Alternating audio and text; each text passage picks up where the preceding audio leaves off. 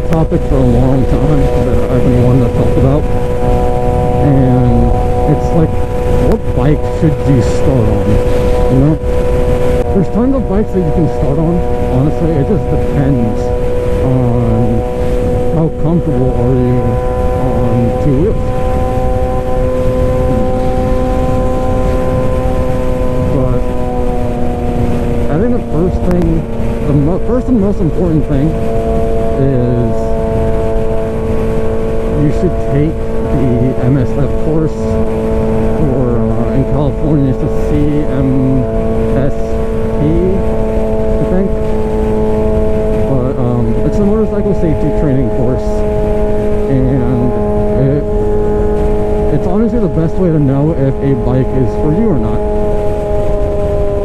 because they will tell you all the basic classroom knowledge that you need. They'll also give you practice on two wheels. They'll teach you the clutch, they'll teach you shifting, they'll teach you braking, accelerating, turns, cornering, and as well as some like basic evasive maneuvers. That's the course I took when I first started getting to bikes. That bump fucking obliterated me. That's what I say you should do. If the course, so if the course is something you're wanting to get into, you don't need to, you know, ball out and get all the expensive gear. No, you don't need to do that.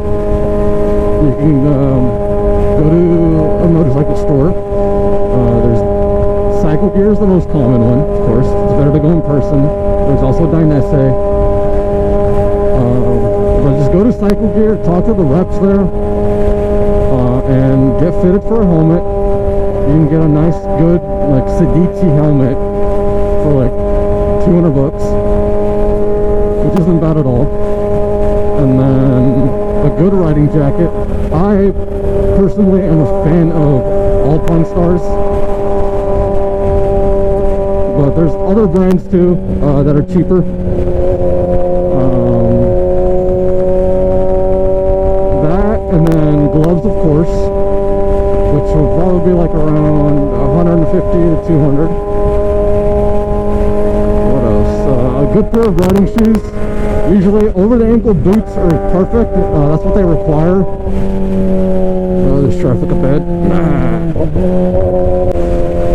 But as I was saying, like, you don't need to fancy out on, you know, full-on racing shoes. For starting out, you just need regular over the ankle boots. Something sturdy would be great.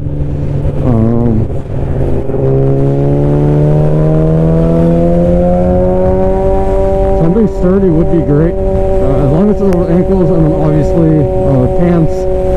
So for the course, riding jeans are just fine. Or not riding, just regular jeans. They're good. Denim's good. But that's basically all you need. But what I listed is all you need to take the course. And that's something I highly recommend doing. I guess, you know, if you do the academy, if you do the training course, you'll know if bikes are for you or not. And if it's something, you know, you're interested in, and you pass the course, then it's probably time to look into bikes. When it comes to bikes, that's where either, you know, past experience comes in, height, and all the and comfortability really come into play. Because technically, yes, you can start on a 600cc. Should you though? If you're brand new, no prior experience, it's always the bumps. But no prior experience or anything like that, should you jump on a 600cc? The answer, in my opinion, the answer is no. 600cc's pack a lot of power behind the throttle. Not as much as 1,000, of course, but, you know, a 600cc has some kick to it. And the throttles are very touchy. and it's definitely not something you'd want to learn with, because there's a lot of room for error. A lot. I don't know what's going on here. I really don't know what's going on here. Is this a school?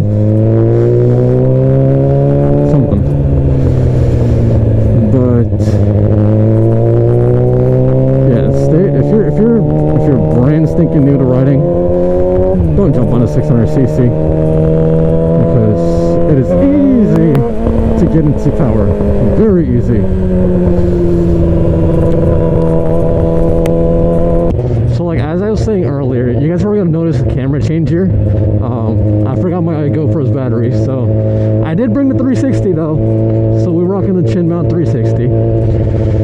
But yeah, for someone brand new, I do not recommend starting on a 600. Why is this song playing? Yeah, I highly do not recommend starting on a 6. Oh, I'm in third. Fuck. Sorry, brother. If you're someone brand new, I recommend starting on maybe like a 500 and below. So now we got the Ninja 500s. There's the Ninja 400, Ninja 300. I don't know if you can even get those still. Probably marketplace, online, most likely. There's the Yamaha R3. The R7 is actually pretty decent. It gives you that sporty feel, while it's still pretty beginner friendly. With these kind of bikes, it's also like height comes into play. So if you're like 5'7", 5'8", yep, I don't know where I'm going with this. You can ride any bike as long as you can tippy toe. If you can tippy toe, you're golden. You could also get the bike's height adjusted to your height, you know. Oh wow, the moon looks pretty. I also have a long ride home. Please don't pull out, thank goodness. I could have taken a different freeway, but it's going to be a lot more colder. It would have been more empty, but it's also more... I'm fine with this freeway. So yeah, those are some good starter bikes for if you're brand new. Now, if you have experience, right? Say you rode dirt, now you're jumping on the street bikes. I can't see, hold on. If you're coming from dirt, you have some two-wheel experience that you're coming from. I really can't see where I'm going.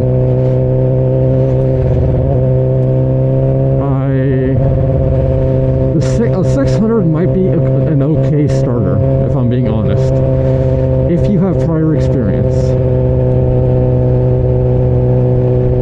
It's just these bikes are so much more than just machines that you just jump on and go fast, you know. But a little about me. I actually started on a 2009 R6. I came from no motorcycle background, never rode a motorcycle in my life, and I jumped on a 600cc beginner bike that actually came ECU tuned or flashed, Power Commander, at a full. It was the whole nine, and I started one of those.